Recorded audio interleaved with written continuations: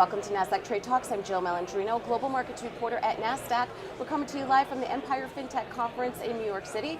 Joining us for this segment, we have Nami Baral. She's founder and CEO of Niural. We're going to discuss the evolving environment post-SVB, especially for payroll, where there is no room for error.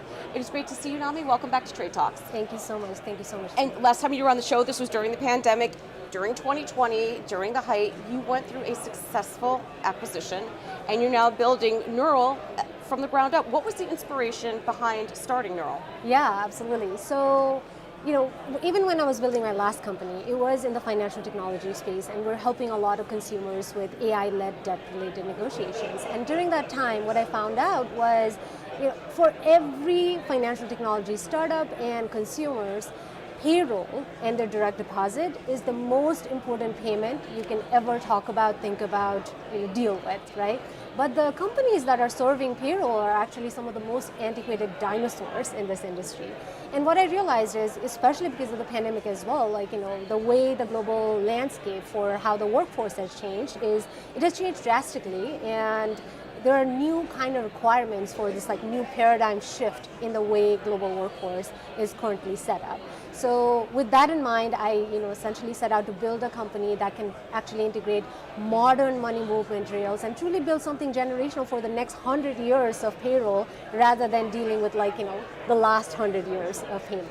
It's so interesting. We take it for granted. We get paid every 2 weeks on Fridays. In New York, it looks like one thing. In Stockholm, it looks like something else. Philippines, They have a whole different set of rules. For a global company, you just take it for granted. Why is it important for U.S. companies to have access to global talent, and how does Niural solve that problem? Yeah, the world has already become so much more global, and post-pandemic, you have to seek talent wherever it is, right? And especially if the U.S. Employers wanted to be competitive around the globe, right? Especially with the advent of AI, you have to find increased productivity and increased talent wherever they are. So you have to go where the good talent is. And then additionally, the macroeconomic conditions that we all find ourselves in currently, that has kind of forced companies to look for lower budget but still high quality alternatives. And for that, you move across borders, right? So when companies have to do that, find talent elsewhere, they also need to adhere to increasingly complex regulations related to labor laws, HR, payments, cross-border money movements, all of that. And that is exactly what Niural is solving. What we have done is we have an AI-powered platform that essentially allows you to automatically comply with the world's regulations. And then second, we have built our money movement rails in such a way, it is like a very optimized, efficient stack, which helps us bypass intermediaries, and we can offer much better FX rates for your international workforce. So you, the employer, are paying less to pay the same amount to your employees around the world, and your employees get to keep more of their hard-earned income. And it is all done through one automated platform that handles payments, HR, compliance, contracts, taxes, accounting, everything in one place. What differentiates your solutions? I know you talk about Niural as a compound company. What does that mean? Yeah, so compound platform is basically my way of saying that, essentially what we do is we replace 6 to 16 different tools that companies are using today with our single platform, right? Because payroll is inherently complex. It is not just, dealing with, direct deposits or checks, but it is also dealing with a lot of regulation, compliance, labor laws, and things like that. So you cannot just build a payments company when you're building global payroll, right? You have to build a lot of different compound features into it. You have to add a lot of features into it. It has to handle automated tax compliance. It has to generate W-2 1099s. It has to handle GDPR and data processing addendums all around the world. It has to handle local government filings across multiple jurisdictions. So all of those things, when they're put in one platform, it becomes a very compound platform, right? And our differentiation against legacy or otherwise, any kind of player in the ecosystem is, number one, it is fully automated by using AI. My previous company was in the AI space, and I built this company with AI integrated into every core component of the platform. That enables us to provide the scalability that other companies may not have. So we can serve 5,000-person companies as gracefully as we serve 50% companies, right? Because we can automatically scale them with AI. The second component is the way that we have built our infrastructure, from money movement to compliance to contract generations. It is a modern tech stack. We have built a lot of redundancy into our platform, right? We talked about SVB. What became evident during the SVB crisis was a lot of payroll companies actually do not have the ability to change partners overnight, right, because they do not have that redundancy. We have built redundancy into all parts of our stack. So scalability and the infrastructure and the modern tech stack that we have built really gives us that competitive edge. It's interesting, when you sold your first company in 2020, the fundraising environment looks so different than it does right now. And this is even before SVB, with valuation resets coming back in, liquidity, the cost of capital becoming more expensive. How do you see fintech evolving post SVB, especially to your payroll? You have to get it right. Yes. There is no room for error. Absolutely, absolutely. One of the things that I always found interesting, even when I was doing my last company, was when there's markets, when there's exuberance happening, right? A lot of the founders and investors sort of lost their way, right? They started thinking about growth at all costs, and nobody was really thinking about profitability.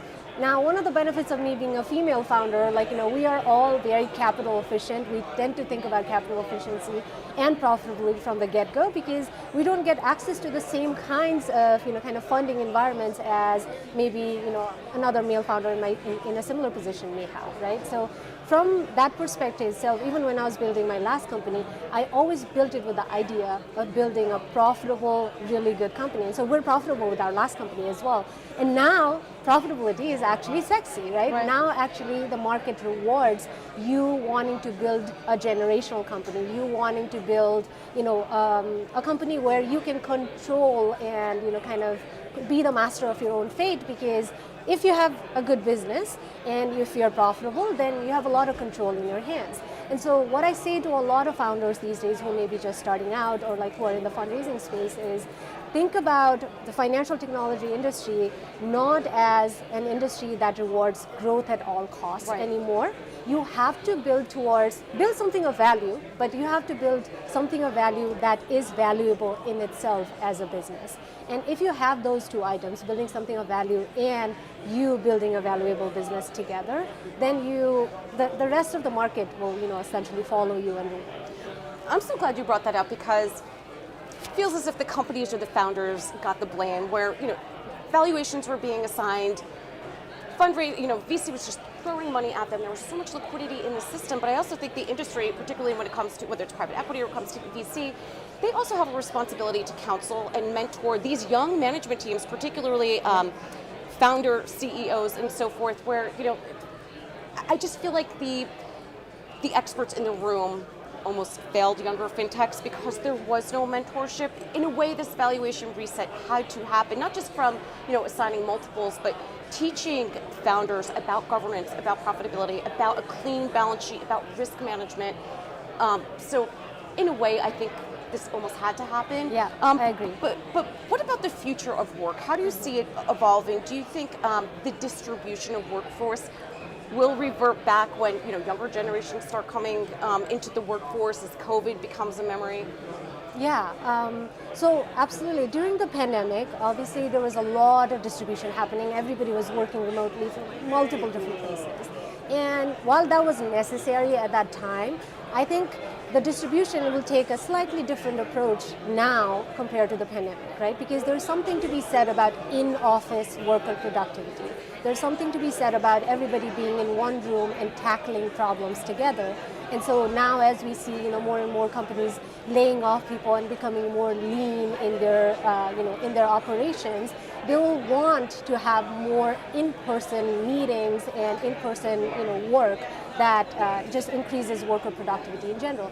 That said, there's no alternative to actually having a distributed workforce strategy, because good people are everywhere, right? They're all around the world, and you do need access to great talent more now than ever and in lesser cost than ever, right? So what I think will happen is it's still going to be distributed, but it's going to be distributed locally across multiple hubs around the world, right? So you may not have 50 people in 50 different countries, but you will have 2 or 3 hubs in multiple countries, and within those there's going to be local offices and in-person presence across companies. I think that part is something that we'll continue to see more and more kind of reverting back to the mean, but still in a distributed way for many companies. All right, Nami, appreciate the insight. Thanks for joining us on Trade Talks, and thanks for joining me. I'm Jill Malandrino, Global Markets Reporter at Nasdaq.